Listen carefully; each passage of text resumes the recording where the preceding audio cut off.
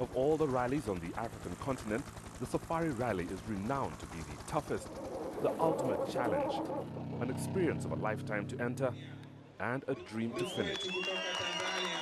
In 2007, the event had been the inaugural rally of the Intercontinental Rally Challenge, a first step towards regaining international world status that the event so richly deserves. In 2008, the rally had to be rescheduled, losing its place on the IRC calendar, but was still represented in the series as an IRC supporter event, pending its return to full status in 2009. This aside, the event was still as big as ever, counting towards no less than 6 other championships, including being the third round of the African Rally Championship, which attracted 14 crews from across Africa. 9 different countries from across Africa were represented, but the main focus of attention were the ARC contenders. Jamie White had won the previous round in the series in Uganda, which placed him second in the championship, only 1 point behind Muna Singh, who would be starting at number 1. This year, we're going to aim for a win. If we pick up the win, it's good for us in all situations. If not, if we can stay on the podium like we're known to do, that's good enough for a second choice. But first option is go for a win. Attracting a lot of interest was Riaz Kruji from Uganda, who is no stranger to winning in Kenya. But it was the Subaru Impreza N14 of compatriot Emmanuel Kato that was the focus for many of the drivers. It was certainly looking in better trim than when it was last seen on the side of the road in Uganda.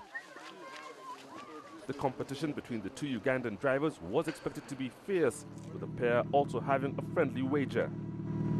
Whoever wins more stages, there's a bet on for some money. And this is to take home the kudos that you're going to be the fastest Ugandan driver. The other bet is that if he doesn't pay up, then I take his car. Riaz says that if he beats you, you're going to give him the car. In his dreams. In his dreams. The pre-event check of the cars took place at the Kenyatta International Conference Center, which has been home to the Safari for over 30 years. It is not only one of Kenya's best-known landmarks, but also the perfect venue for such a classic event. The Safari is the biggest event counting towards the KCB Kenya National Rally Championship, and with all of Kenya's finest and quickest taking part, it was doubtful the foreigners would be setting the pace. Carl Tundo is the defending national champion, and a good finish in the Safari could win him the title again. I'll do what I did last year. First day, push on the sections that I know and I feel I've got an advantage on, neat and tidy, and try and get it to the end in a good position, like, you know, of the first day, and then second day see how it fares. The event was also important for the youngsters entering the Pirelli Stars promotion, where the winner offered the huge reward of taking part in the 2009 World Rally Series. After round 1 in Uganda, John Williams from South Africa held a 2-point lead. But yeah, we're gonna give it a good go, and we're definitely gonna go quicker than we did in Uganda. That strategy that we had told you worked well there, but yeah, I think we're gonna have to up our game, definitely. Yeah. The ceremonial start of the Safari is akin to a national event in Kenya, with thousands turning up to watch. The Vice President of Kenya endorsed the importance of the event to the country by being present to flag away the leading cars. Muna Singh and David Sihoka had made the journey from Zambia and were hoping that being at the head of the field would be to their advantage. But for now, it was all about pomp and ceremony.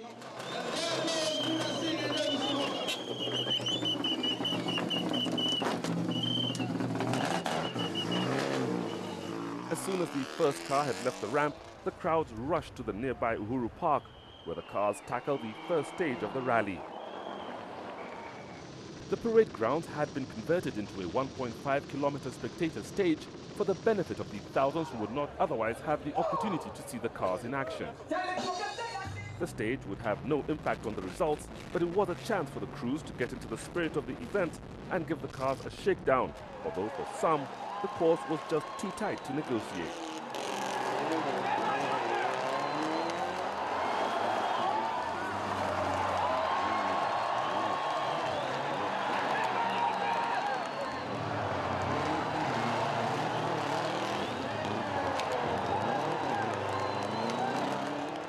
Only 16 seconds would separate the field, and it was Hideyuki Miyoshi in his Mitsubishi Evo 9 who shared the quickest time, alongside Asad Anwar from Kenya in a Subaru Impreza N11. The meat of the safari would be 2 full days of competition on stages outside Nairobi. Following an overnight halt, it was once again Muna Singh and David Sihoka who were away first. The transport to the stages took the cars into the Great Rift Valley, 120 kilometers away from the start. All the stages on day 2 were on private land surrounding Lake Elementaita, and for those who had the time, the scenery was stunning, especially the bird life on the lake itself. 6 stages would be tackled, amounting to 180 kilometers of competitive motoring. The sections were all on the flat, but being on private farmland, the roads were better described as tracks with ruts and rocks hidden in the deep, powdery surface. Concentration was key, with over 100 narrow gates to negotiate. The first to face the harsh African conditions was once again Muna Singh and David Sihoka from Zambia.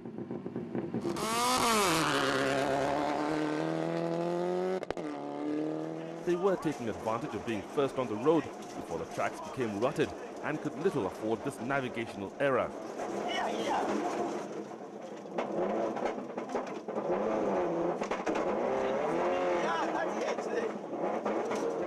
That mistake cost them 10 seconds, but it will all be academic when 30 kilometers into the first stage, the gearbox seized and they became the first car out of the event.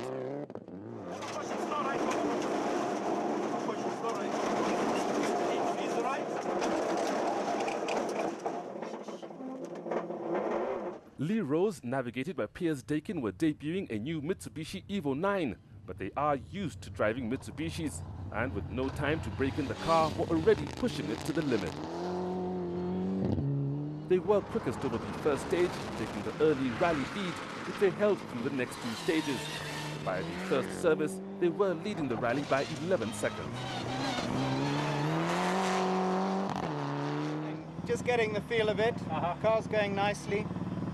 A little bit different to drive, but I'm happy on the whole. We just hit a bump rather fast in the grass, which is a bit frightening. Confidence went a bit, but no, just my fault. Baldev Chaga, with Farouk Yusuf driving one of the 3 Subaru Impreza N12s in the event, were consistently second fastest through the opening 3 stages, but it was not quite quick enough, and for now they were in second. Nice, man.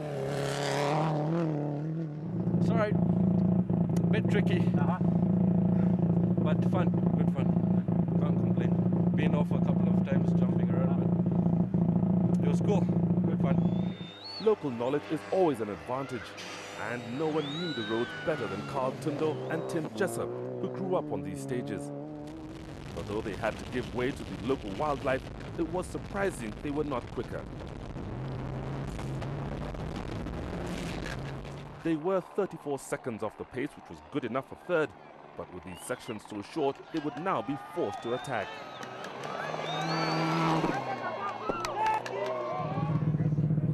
Not good. Not good? Why? I think I've broken a drive shaft. Oh no. On this stage? The African Rally Championship was now being... They'd taken time to settle into the rally and were getting quicker and quicker through each stage, even winning stage 3. Then in service, they learned they'd been penalized 3 minutes for going off route. Well, I don't know where it is, because I never seen it. I never cut the tape, nothing. The problem had been that ahead of them, Muna Singh had broken through a taped-off section of the route, but it was a minor infringement, and when Hideyuki appealed, the penalty was lifted. Surprising many of the menfolk were the girls, Lola and Megan Vilak, proving early on that they are every bit as quick as the men. They were 5th overall, but more importantly, 2nd in the ARC, just over a minute behind Miyoshi. We had a bit of a scary point in the first stage.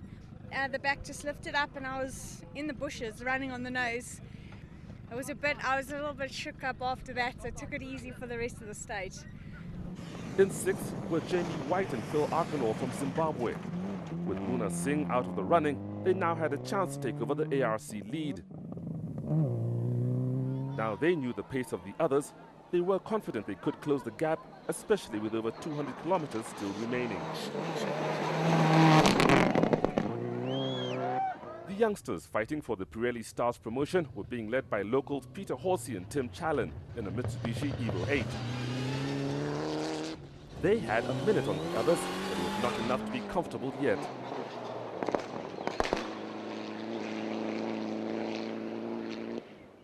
Right behind them were Navraj Hans from Tanzania, with Kenyan navigator Frankie Tao, who were equally as anxious to win the category. They were piling on the pressure, having realized they'd started off the rally too cautiously. Eighth overall with little consolation. Yeah, so far it's not bad. The road has become rougher than what I thought it was going to be when I rack it, because all the stones have come onto the road, and I've just come in and I'm having a miss. So I'm going to try to fix it up and go for it now. Others fighting for the opportunity to be future World Championship drivers included Alfir and Tinu Khan, but all was not going well as they got used to the characteristics of the N10 they were driving for the first time. They were down in 15th place overall and third amongst the youngsters, and the 2 minutes lost would be hard to close. Not too bad. Any problem? No problem. Just taking it easy over the rocks. First stage, so it's a mess. The front cars have brought all the rocks on the road. The favourites to win the Pirelli Challenge were John Williams and Pierre Ariz in the S2000 VW Polo. The car is more suited to the smooth South African stages, and they were concerned about the low ride height. But their biggest problem was they'd hit a gate post, breaking a lower control arm, which cost them 15 minutes in repairs. For now, they were out of contention, down in 29th place. It was like a right four into a slowish corner through a gate, and first gear corner, and it was quite soft, and we turned in and the car just understeered slowly into a gate post. We broke the arm, and we had to drive for 30 k's in first gear.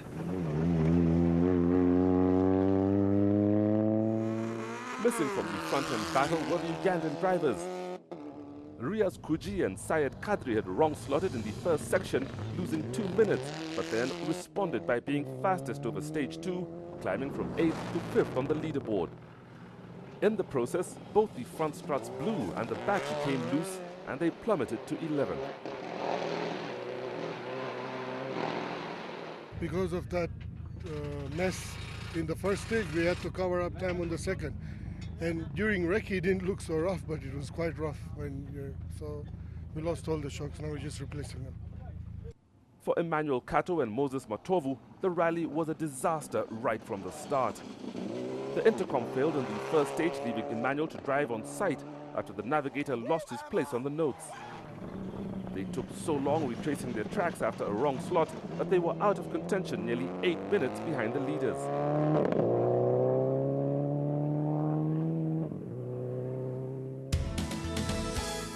After the first 4 stages and 90 kilometers of competitive motoring, the leaderboard was beginning to take shape, with Lee Rose out in front by 11 seconds. On such a punishing event, positions at this stage were very tentative.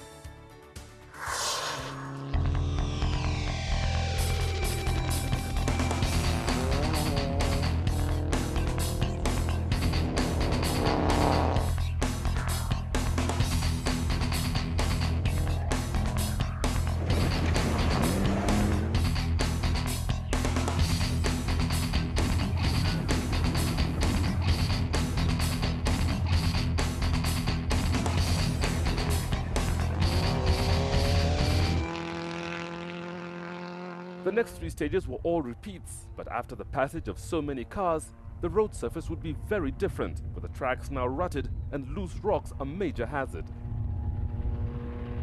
Hideki Miyoshi and Hakaru Ichino were now the road sweepers and immediately set about increasing their lead in the ARC. They were fastest in the category through all the stages, gaining a minute over the others, but still remained fourth overall. The Kenyan drivers up the front were not registered for ARC points and were in their own battle for the Kenya National Rally Championship. A win in this event could make all the difference. Lee Rose's lead of 11 seconds was too narrow for comfort, but it did give them an edge. They were only fourth quickest through stage 5, but then won stage 6, regaining the time lost to end the loop still in the lead. Baldev Chaga was only too aware that the short stages the following day would not offer the same opportunity to gain time and was driving hard. But he could not match Lee Rose's speed and remained in second. The top 3 drivers were all evenly matched, and at the pace they were running, there was little chance for Carl Tundo to make up much time. He was quickest over stage 5, but then lost the time gained on stage 6 to end the day still in third, having only recovered 9 seconds overall. Lola and Megan Verlaque continue to prove that they are worthy contenders. They lost time to Miyoshi, but were quicker than all the others in the category to remain 5th overall and 2nd in the ARC. Jamie White matched his earlier times through the stages to hold on to 6th place. Together with Phil Arkinol, they decided to maintain station rather than attack. Peter Horsey and Tim Challen continued to lead the Pirelli youngsters, but they had been off, losing 3 minutes attending to the car. The time lost allowed those behind to catch up, making their lead in the category precarious. In the VW Polo, John Williams was not at all confident that the car would survive a repeat of the stages. They knew that if it did, they would be able to make up time on the smoother stages the following day. But it was not to be. Only 6 kilometers into stage 5, all drive was lost.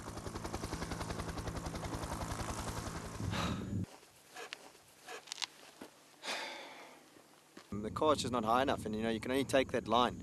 And we knocked the rear sump plate off, and I think we damaged the prop shaft, and then just taking it easy, coming a few corners back, rocks in the middle of the road, and we can't get the car high enough to clear it, and hit the front left, or just underneath the front left, and I think it's damaged the control arm.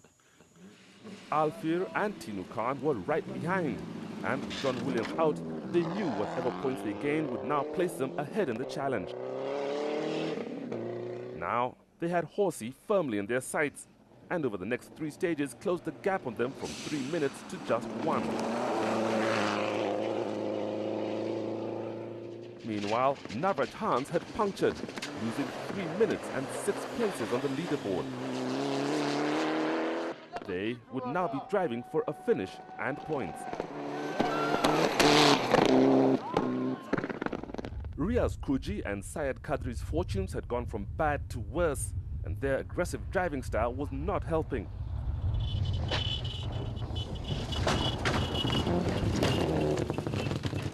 They had made it through stage 5 and had been forced to stop, losing a further 5 minutes. But it was all academic when the car stopped altogether on stage 6. Whilst others were suffering from misfortune, Emmanuel Kato and Moses Matovu's luck had turned round, and the N14 was flying through the stages.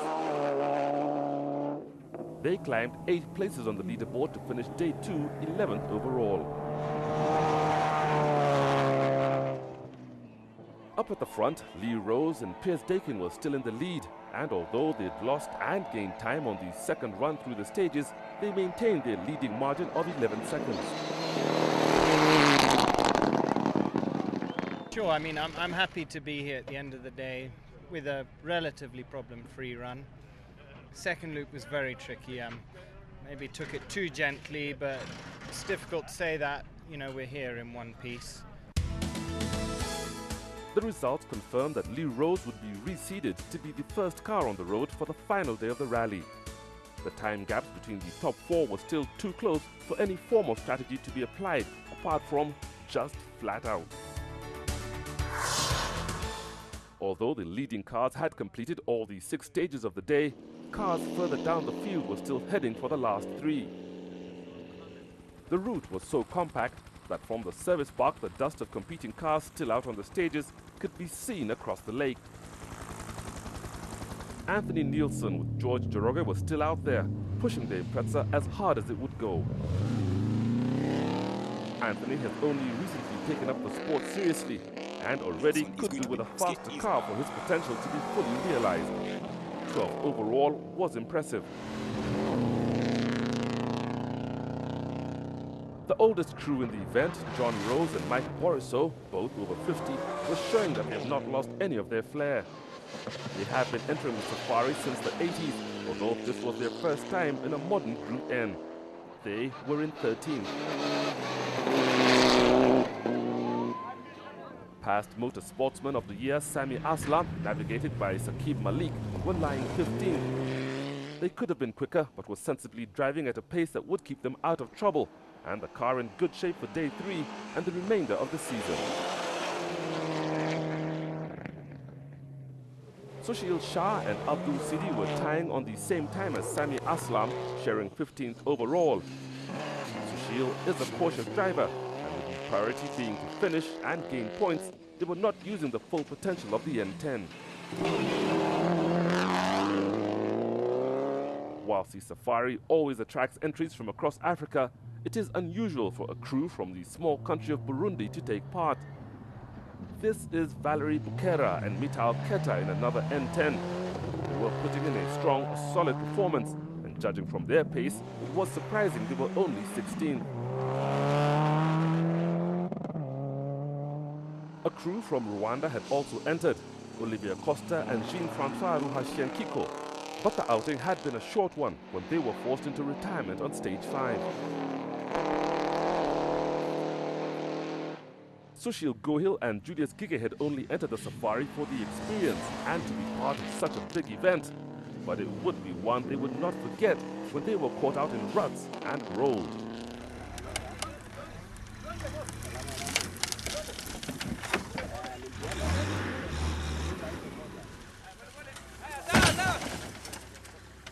Yogesh Patel and Keith Henry had rolled while practicing for the event, and following a quick repair, the car was looking pristine. On the first loop of the stages, all had been going well, and they'd posted consistently good times. Then, on stage 5, they overshot a sharp right, catching the bank, and rolled again. Just come and clean, guys. Just come and clean those stuff. Just throw everything behind. From that side, yeah. I think we hit the edge of the hairpin, yeah? And we didn't realize that there was a hump there. So that's what took us. Yeah. Wait, hold my head. Hold my head. The car was not too badly damaged, and they were able to continue. And if a new windscreen could be fitted, they would be out again the next day. 7 cars would be forced out on this leg of the rally, including Asad Anwar and George Mwangi, whose N11 succumbed to gearbox failure. It may have been a disappointment, but they are sportsmen and slowly made their way back to service, where parts of the car were donated to keep others running.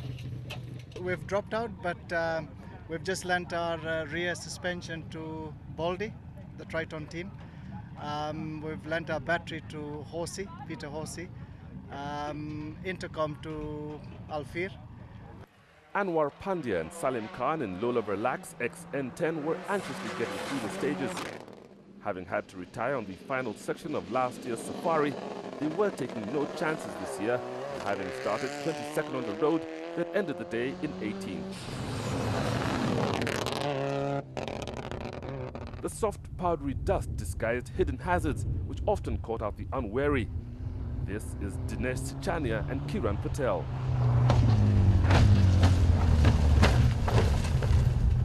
It could have been a lot worse, but they got away with it to end the day in 19th. Kirit Rajput and Ravi Soni were also putting in a sterling performance. During the day, they'd moved up 8 places on the leaderboard and still had plenty in reserve. Having not rallied for over a year, it had not taken long to become competitive. The service park on day 2 was situated directly in front of the Lake Elementaita Lodge, whose chain of hotels included the host hotel back in Nairobi. Not only was it a scenic location, but also the highlight for spectators, with the last kilometer of stages 4 and 7 designed for them to watch the cars as they negotiated a series of tight, fast bends just before the control. Thousands turned out to see the cars in action, with the Monument Mound providing a perfect vantage point from where the cars could be seen for miles.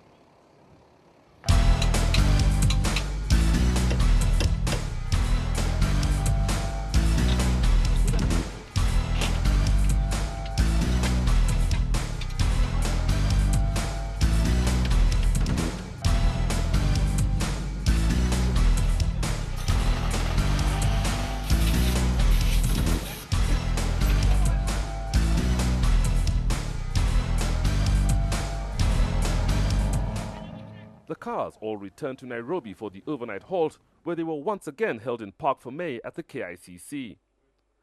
They would be joined by the two-wheel drives on day 3, filling the places of all the dropouts. With the cars having been reseeded, they started in order of their overall position, and it was Lee Rose and Piers Dakin away first. Day 3 would be a short but compact finale to the rally. After 30 kilometers of transport to the south of Nairobi, the crews would be faced with 7 stages, 4 of which would be repeats, all adding up to 120 kilometers of competitive motoring. The longest of the stages was 27 kilometers, and the shortest, a quick sprint of only 9, where the local wildlife were in for a disturbed day. With the section so short and the terrain so harsh, it would be difficult to make up time, but very easy to lose it. The advantage would be in favor of those who had quick acceleration and accurate notes. Lee Rose and Piers Dakin had both of these, and the advantage of being first on the road. They were quickest on each of the 3 opening stages before service, extending their lead to exactly 1 minute. Little bit of comfort, that was the plan, but you know, I've still got to be very careful, not pick up a puncture or anything. Hopefully the car keeps going, everything keeps working. Fingers crossed. Baldev Chaga and Farooq Yusuf were second on the road, and whilst they pushed hard to catch Rose, they were unaware that behind them, the race to do the same meant they were actually off the pace. They lost a minute to Rose and by service had slipped from second to third. This is Safari. Things really happen at the last minute. You never know what that does. So we're going to keep pushing at the same pace right to the end. Hopefully, well, it's a bad thing to say, but maybe something will happen and yeah, we could be back in the running. Having come second in last year's Safari, Carl Tundu and Tim Jessup were reluctant to accept third in this one and knew that they only had these 7 short stages to turn things around. This overshoot was the last thing they needed. They had done a thorough recce and were totally committed, but even at full throttle could not match Rose. They were 30 seconds quicker than Chaga and moved into second place. Yeah, Lee seems to be flat out, and you know, although I'm pushing really hard, there's nothing I can do to catch him. Lola and Megan Balak started the day second in the ARC and set off determined to catch Miyoshi, but in the process hit a rock that would have disastrous consequences. The damage was not immediately evident until the steering forced him into a tree on stage 9.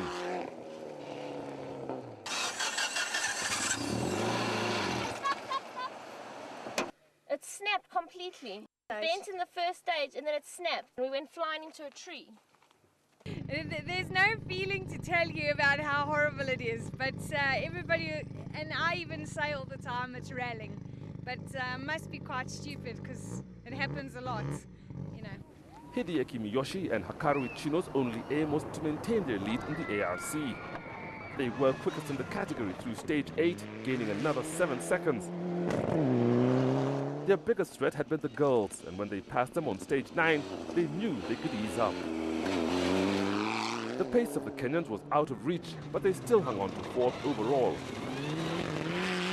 You relaxed after Lola has dropped out? Yes, of course. I'm sorry about her, but you know. With the girls out, Jamie White and Phil Arconor were now second in the ARC. But being 7 minutes behind Miyoshi and 7 minutes ahead of Kato, they were now driving for a finish.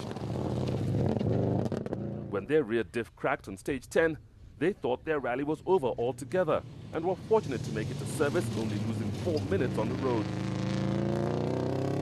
Remarkably, the diff was changed in the 20 minutes allowed, and they were back in the running.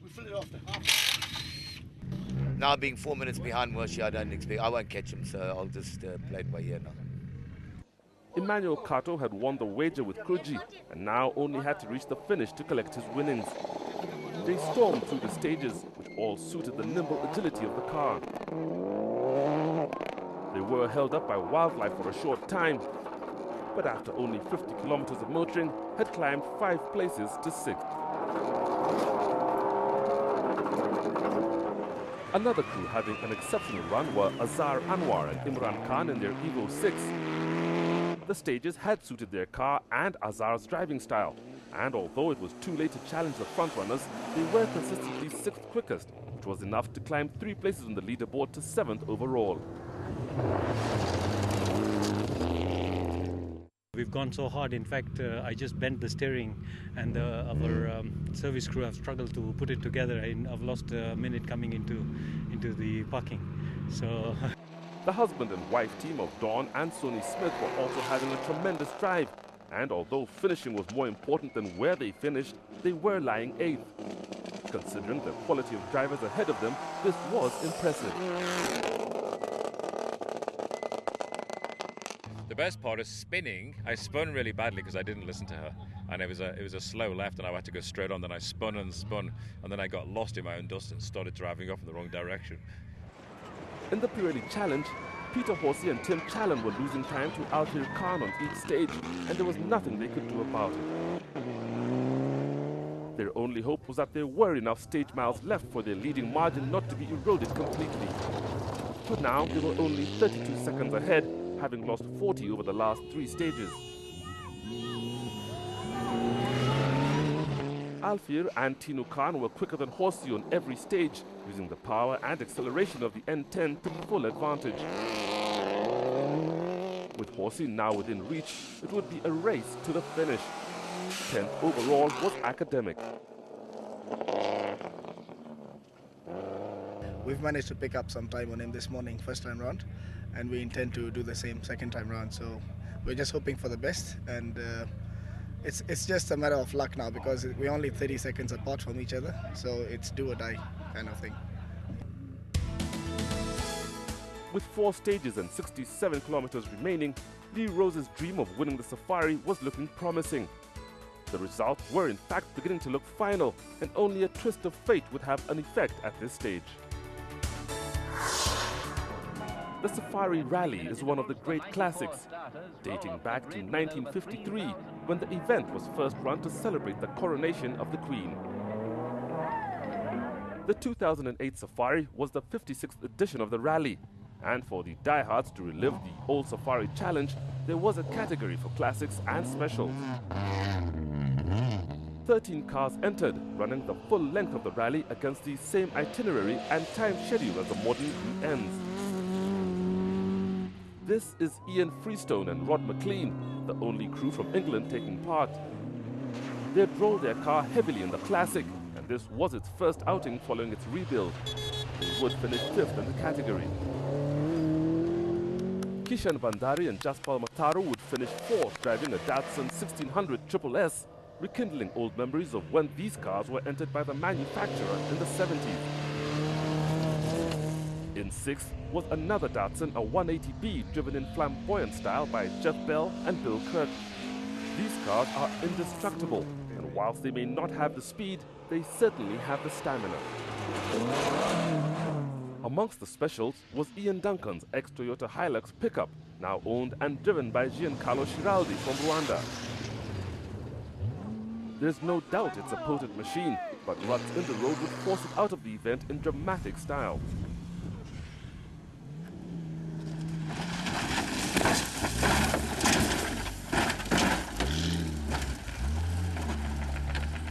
There were no injuries, although the car looked in poor shape. Aslam and Fahaz Khan in the other escort would finish third in the category, which would earn them enough points to retain their lead in the Classic Car Cup. Jaswinder and Ravi Chana, driving a Toyota Celica GT4, were flying through the stages and would have won the supplementary class had they not had to stop in stage 2 for 10 minutes. They diced for the lead for the remainder of the rally, but could not recover the time and finished second. The Ford Mustang captured the attention wherever it was seen on the route and was easily the most popular car in the event, receiving even more cheers than the rally leaders. By the end of the event, they were quickest amongst the classics and specials over 9 of the 14 stages to win the class. 8 of the 13 cars in the supplementary class finished, with Ian Duncan out in front by 10 minutes. Duncan's time would have placed him 12th overall in the main event. In the Classic Car Cup, Aslam Khan retains his lead, with Ian Duncan closing in second place. Another category included in the Safari was for two-wheel drives who were competing amongst themselves towards the annual championship. Jasmeet Chana and Randip Khalsi, as expected, were quickest and with one stage remaining had opened up a 4-minute lead. But the strain on pushing the car so hard resulted in a blown engine and they were out. Also out were Deep Chana and Tej Semi in another ex-factory prepared VW Golf GTI.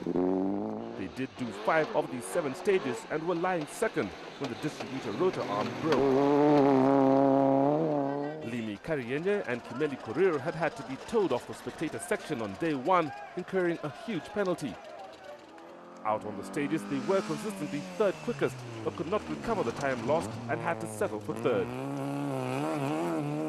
Leonardo Varesi and Kigondo Karevi were slower than Karienye through these stages, but benefited from their penalty to finish second overall in the category. The season is turning out well for them compared to last year, which will go a long way towards their dream of winning the championship.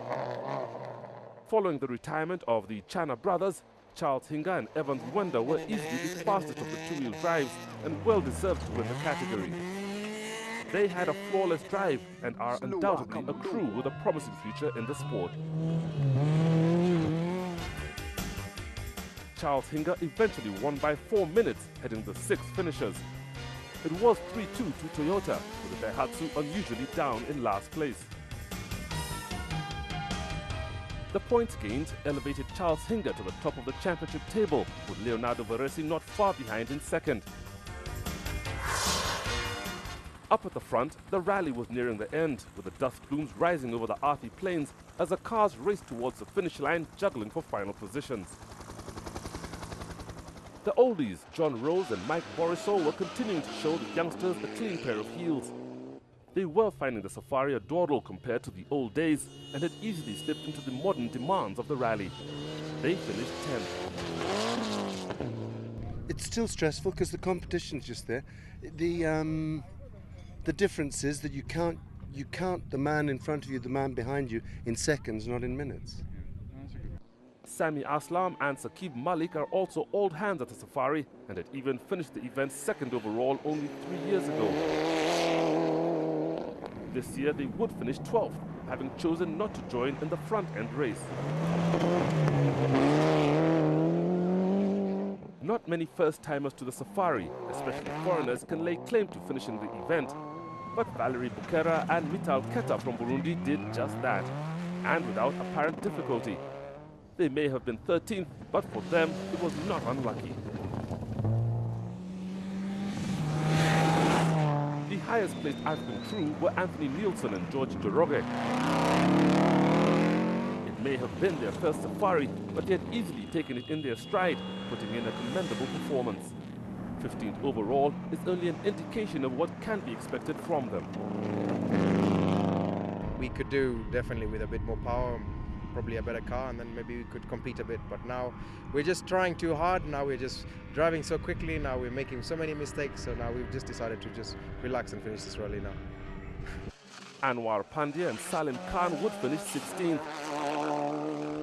The N10 had not missed a beat, and the crew achieved their dream of finishing the biggest event of their rallying career.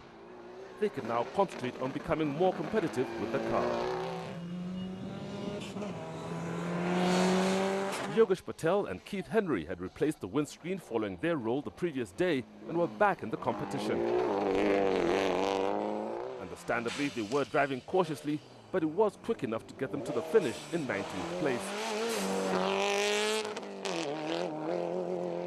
5 cars would drop out on day 3, including the coast champions Naushad Kara and Atul Kochar. It was their first safari and the first time out in the N12. There's no doubt they were quick, posting times in the top 10. Then, on the very last stage, whilst pushing to close the event on a high note, the turbo overheated and the engine caught fire. Quick here!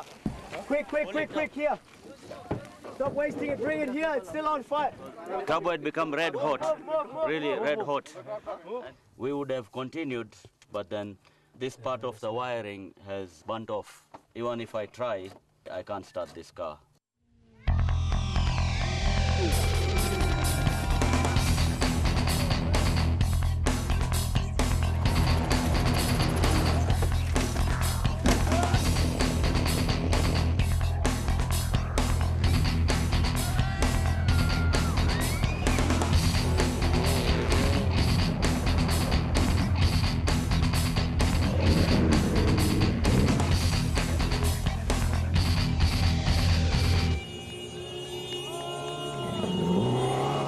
The Safari is Kenya's biggest motoring event, and on each day of the rally, there was one section that showcased it to the thousands who follow the event.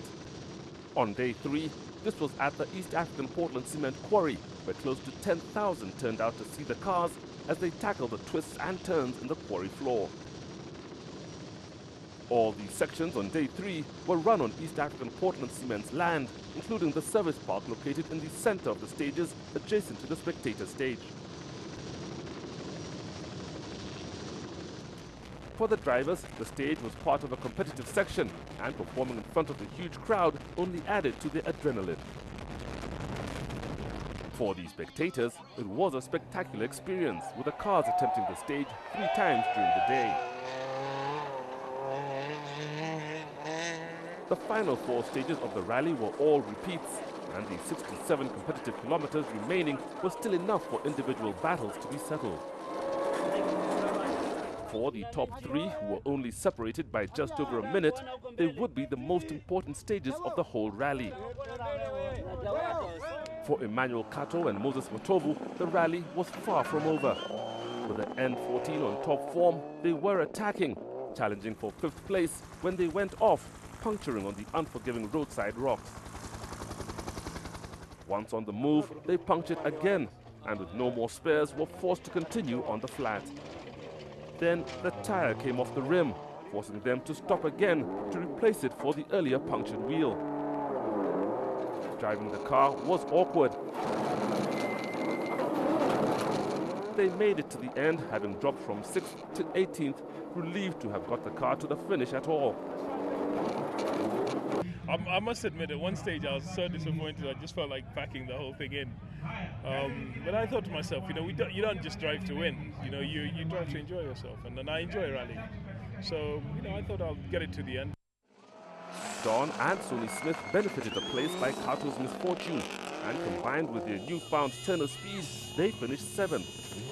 They'd been battling for 6th place in the closing stages, but lost the race with Azhar Anwar by 10 seconds. Azhar Anwar and Imran Khan had to stay committed right to the end, not only to stay ahead of Smith, but they also had the chance of taking 5th place overall by being quicker than Jamie White, who was just ahead of them. Eventually, they had to settle for 6th and 3rd in the ARC, losing the race by 3 seconds. Jamie White and Phil Arconor were unaware of Anwar's attack behind them. Having started the final loop over 3 minutes ahead, they had eased off, and it was only at the end that they realized they'd probably backed off too much. As it was, they finished 5th overall, but more importantly 2nd in the ARC. Hideki Miyoshi and Hikaru Ichino had also backed off. All they had to do was maintain their steady pace to take the ARC win, which they did with ease. This was also the second consecutive year they had finished the Safari 4th overall.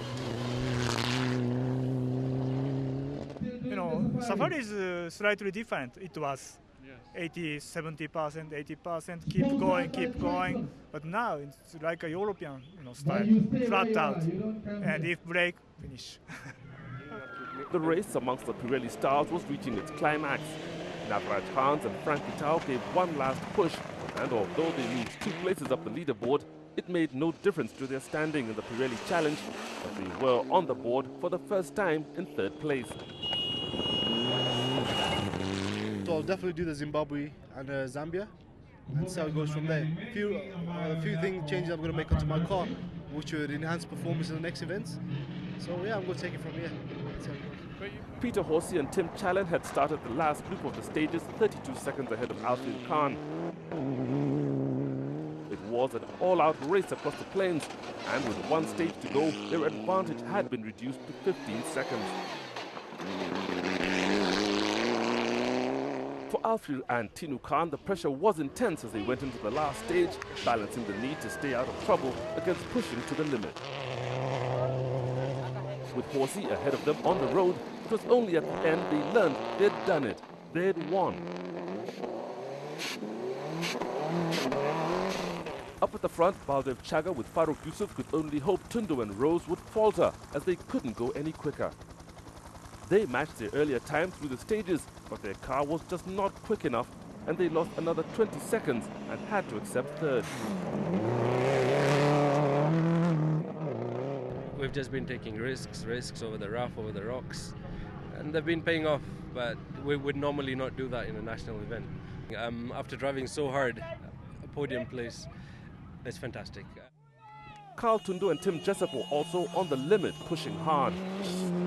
They knew this was their last chance to dislodge Rose, and with nothing to lose, drove to within an inch of the car's capability, also taking risks they would not normally contemplate. Having done what they could, for the 2nd year running, they were 2nd overall. You know, 2nd I think is a good achievement.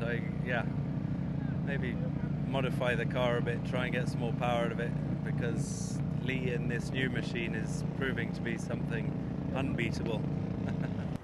Lee Rose and Piers Dakin had already proved they were quicker, not necessarily in driving skill, but by having the faster car. They had led the rally right from the start and were once again fastest through all the closing stages, edging out a further 11 seconds. With a gyrocopter road sweeper overhead escorting them through the final stage, they cruised to victory.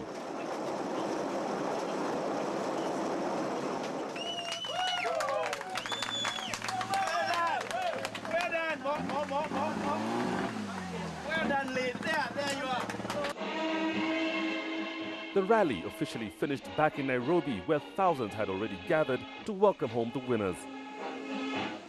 After 3 days of motoring and 300 kilometers of grueling rallying, Lee Rose and Piers Dakin climbed the finish ramp in 1st place. The Mitsubishi Evo 9 had brought them to victory on its maiden outing in Kenya. Fantastic, fantastic. We worked hard. New cars performed exactly according to plan. The team's been fantastic. I'm thrilled. This is the one event that's eluded me, and we've got there, and we took a really systematic approach to it, and it paid off.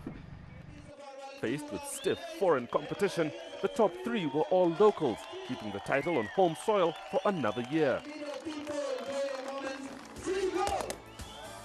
25 cars completed the event, and as with all safaris, the time gaps reflected the challenge.